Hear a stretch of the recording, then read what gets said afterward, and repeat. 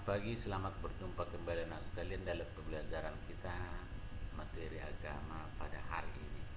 Sebelum kita mulai aktivitas kita hari ini, alangkah baiknya kita menyampaikan ucapan syukur dan permohonan kita kepada Tuhan melalui doa-doa kita pada hari ini. Maka sebelum kita mulai, mari kita berdoa dalam hati kita masing-masing. Baik, terima kasih anakku sekalian. Pada hari ini kita memasuki bagaimanakah kita sebagai umat Allah yang menyandarkan diri, menyerahkan diri seutuhnya kepada Tuhan. Maka pelajaran kita adalah tentang beriman. Beriman adalah kelanjutan dari pokok bahasan kita sebelumnya, yaitu Allah yang berkehendak menyelamatkan semua orang, yaitu tentang di dalam beragama. Kedua pelajaran tersebut mengetengahkan bagaimana kehendak Allah untuk menyelamatkan semua manusia dengan menggunakan putranya Yesus Kristus ke tengah dunia.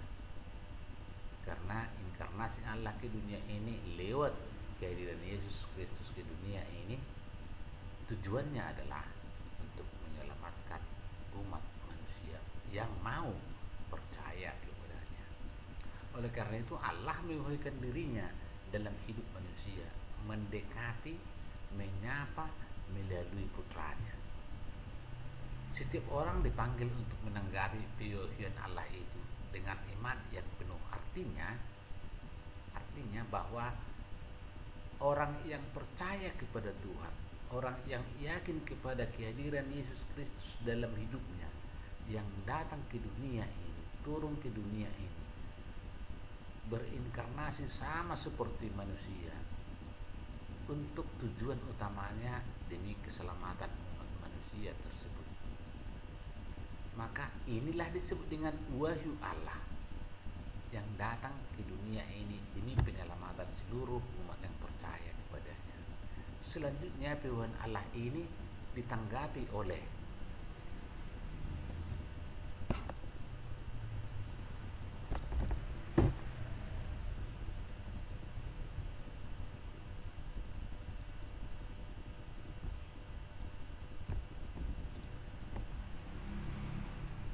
maaf nakus, sebentar ada gangguan sebentar. Maka panggilan Allah ini ditanggapi oleh manusia secara nyata yang diungkapkan melalui agama masing-masing, terutama agama kita, agama yang percaya kepada Kristus.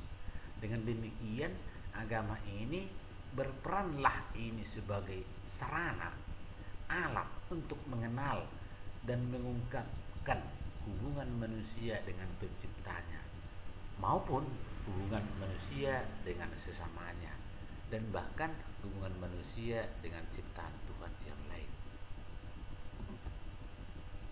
Maka dalam pembelajaran ini kita diajak untuk mendalami satu hal yang penting dalam hidup beragama, yaitu iman. Selain itu kita diajak juga untuk memahami bahwa iman adalah anugerah Allah, bukan hasil usaha kita. Anugerah Allah, bukan hasil usaha kita. Kita beriman karena ditarik oleh Allah Bapa sendiri supaya kita membuahkan iman kita dalam kehidupan kita, meyakinkan diri kita dan penyerahan diri kita seutuhnya kepada Kristus Yesus. Maka Yesus berpesan, tidak seorang pun yang datang kepadaku jikalau ia tidak ditarik oleh Bapa yang mengutus aku. Lihat di Yohanes 6. Maka sikap kita adalah menyerahkan diri seutuhnya kepada Allah dengan penuh ketaatan. Itulah yang disebut dengan iman. Bagaimana hubungan para iman dan wahyu? Sebelum kita melihat hubungan para iman dan wahyu, adalah baiknya terlebih dahulu kita mengerti apa itu iman dan apa itu wahyu. Iman adalah kepercayaan kepada Allah. Pahamin aku ya. Iman itu adalah kepercayaan kepada Allah dan kepercayaan kepada utusan-utusan Allah, terutama kepercayaan kepada Yesus Kristus sendiri yang datang turun ke dunia ini demi keselamatan umatnya. Itu iman. Iman juga dikatakan bahwa iman adalah jawaban ya. Banyak orang beriman tetapi tidak dikatakan ya saya beriman juga, tapi ya tidak saya mengatakan ya, tetapi kita menjawab ya. Dari siapa? Dari kita manusia. Kepada siapa? Kepada Allah. Karena apa? Karena ada keinginannya untuk menyelamatkan manusia. Oleh karena itu Allah menyuguhkan dirinya kepada manusia lewat Yesus Kristus sendiri. Iman juga disebut juga perjumpaan diagonal antara Allah dan manusia. Artinya Allah yang menyapa, manusia yang menjawab. Allah menyatakan dirinya, manusia harus menanggapi dengan baik. Itulah yang disebut dengan iman. Lalu apakah maksudnya atau pengertian wahyu itu? Wahyu adalah pernyataan diri, sapaan, tawaran Allah kepada manusia. Pernyataan diri yang bagaimana? Lewat dengan kata-kata, itu firman-Nya. Lewat benda-benda ciptaannya, lewat peristiwa-peristiwa yang ada dalam kehidupan kita. Akhirnya pernyataan diri Allah ini langsung melalui pribadi Yesus sendiri. Itulah yang disebut dengan wahyu. Lalu jawaban wahyu nanti disebutlah iman. Kita menanggapi dan menjawab ya. Yang berikut, jadi Yesus Kristus ini adalah wahyu Allah, seorang pribadi. Allah sendiri menjelma, berinkarnasi menjadi manusia, tinggal di tengah-tengah manusia, berbicara di tengah-tengah manusia, bergaul dengan manusia, merasakan seperti yang dirasakan oleh manusia sebagai hidupnya di dunia ini. Maka hubungan antara iman dan wahyu dapat dikatakan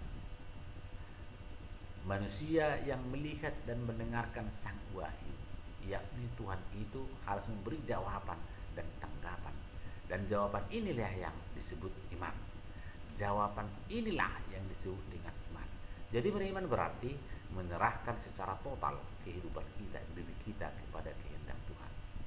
Bila manusia tidak menanggapi wahyu ini, maka dengan sendirinya manusia tidak memiliki iman.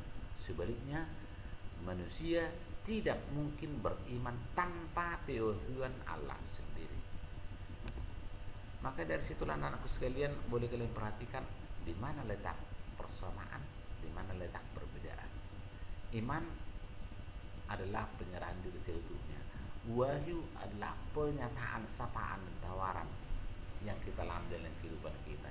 Oleh karena itu anakku sekalian, mohon diperhatikan sejauh mana hubungan iman dan wahyu itu. Tadi sekali lagi saya katakan bahwa manusia yang melihat dan manusia yang mendengar sang wahyu itu, yakni Tuhan itu harus memberikan jawaban dan tanggapan dari kita. Jawaban kita itulah yang disebut dengan iman. Demikian cara singkat anak-anak sekalian yang boleh kita pahami pembelajaran kita pada saat ini. Semoga kita dalam keadaan sehat semuanya. Tuhan memberkati.